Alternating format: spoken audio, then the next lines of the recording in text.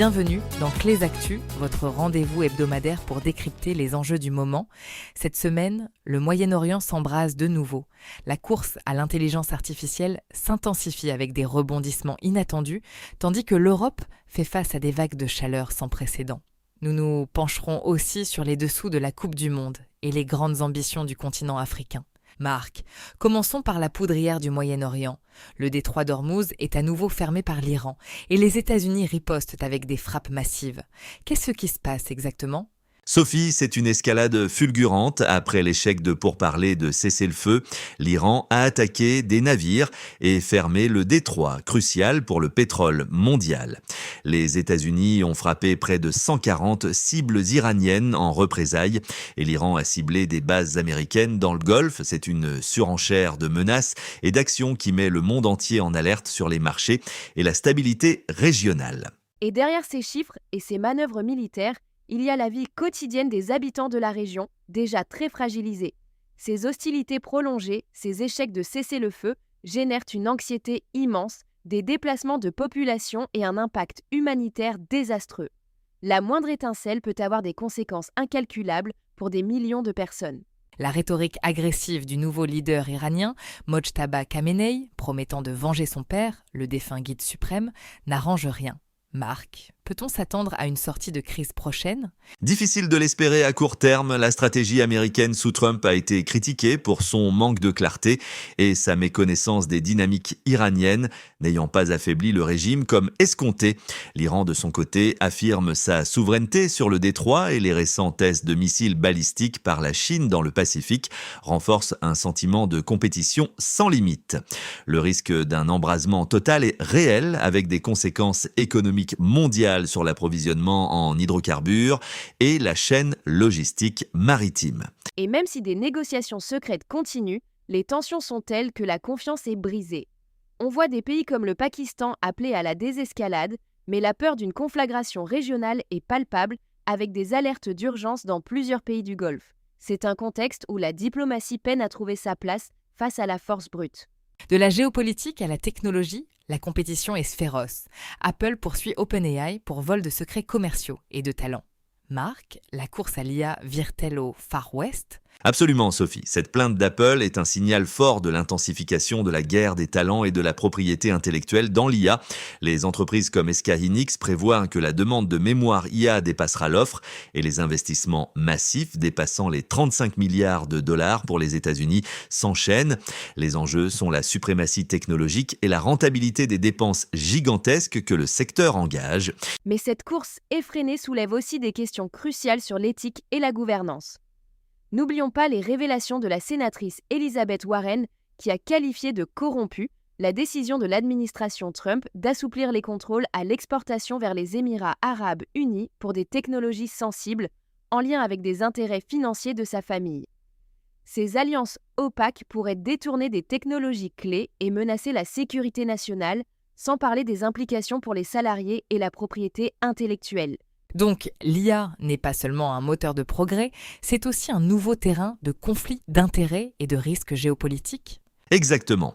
L'IA est perçue comme un game changer pour la défense avec des applications allant de l'optimisation des chaînes d'approvisionnement militaire à l'aide humanitaire. Mais ce potentiel crée une pression énorme pour le contrôle des ressources stratégiques, du quartz de Caroline du Nord pour les semi-conducteurs aux investissements massifs en centres de données comme ceux de SoftBank en France. Chaque avance est à double tranchant avec des risques de surproduction et une dépendance énergétique grandissante. Les gouverneurs de la Fed eux-mêmes s'inquiètent de l'impact de l'IA sur l'inflation à court et moyen terme. Et au-delà des multinationales, c'est l'emploi et la transformation des compétences qui sont en jeu. Comment les travailleurs s'adapteront-ils à cette automatisation croissante ? Les craintes de surproduction et de ralentissement de la demande dans les semi-conducteurs montrent aussi la fragilité de ce boom. Il faut veiller à ce que l'innovation serve l'humain et ne creuse pas davantage les inégalités. Pendant ce temps, les vagues de chaleur record ne nous lâchent pas. En France, 3 réacteurs nucléaires sont à l'arrêt. Le Tour de France a dû raccourcir une étape. Et à Tokyo, la productivité souffre. Julie, c'est une nouvelle normalité qui s'installe ? Oui, Sophie. Les canicules affectent tout, de la santé publique à nos loisirs. Les noyades se multiplient en Allemagne, les agriculteurs de la Creuse n'ont plus de fourrage, et même le tourisme se réoriente vers le nord. C'est une transformation profonde de nos habitudes. On cherche les destinations plus fraîches, les logements climatisés et les activités matinales. Ce sont des millions de vies qui doivent s'adapter au quotidien. Et l'impact économique est lourd. En France, les restaurateurs du littoral voient leur chiffre d'affaires chuter. Les infrastructures publiques, comme les gares de Rennes et Nantes, se révèlent inadaptées. En fait, ces épisodes climatiques exposent les vulnérabilités de nos systèmes énergétiques et logistiques. Les entreprises de transport doivent repenser leurs tournées, les chaînes du froid et même les sites industriels anticipent des impacts majeurs d'ici 2050. Il faut investir massivement dans l'adaptation et ces coûts sont loin d'être négligeables. Donc, il ne s'agit plus seulement de réduire nos émissions, mais de vivre avec les conséquences de ce changement. C'est une réalité douloureuse. La végétalisation des villes est une solution, mais elle est coûteuse et prend du temps. Il y a aussi la question de l'accès à des solutions de rafraîchissement équitables pour tous, pas seulement pour ceux qui peuvent se le permettre. Et les alertes météo extrêmes, comme en Corée du Sud, montrent l'urgence d'une réponse collective qui ne laisse personne de côté. Le Mondial 2026 nous offre son lot d'émotions et de rebondissements. L'Angleterre et l'Argentine sont en demi-finale, avec Jude Bellingham et Lionel Messi comme figure de proue. Marc, le football est plus que jamais un spectacle planétaire. Absolument. La FIFA a même modifié ses règles de tirage au sort pour assurer la présence des meilleures équipes en demi-finale, garantissant ainsi le spectacle. Mais le tournoi est aussi marqué par les controverses. La validité d'un but de Bellingham qui aurait touché un câble de caméra ou encore l'expulsion d'un joueur suisse après une erreur corrigée par le VAR. La technologie est là, mais elle n'élimine pas les débats. Et malheureusement, le mondial est aussi le miroir de tensions plus profondes.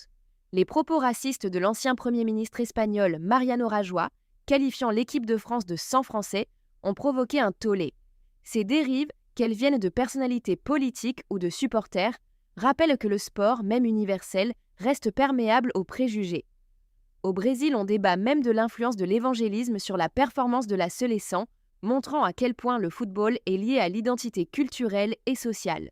C'est un appel à la vigilance pour que le sport reste un espace de célébration et non de division.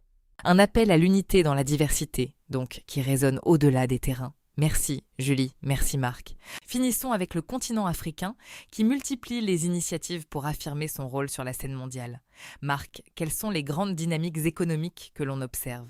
L'Afrique veut changer de paradigme. Des pays comme la Tanzanie visent à devenir des économies d'$1 billion d'ici 2050.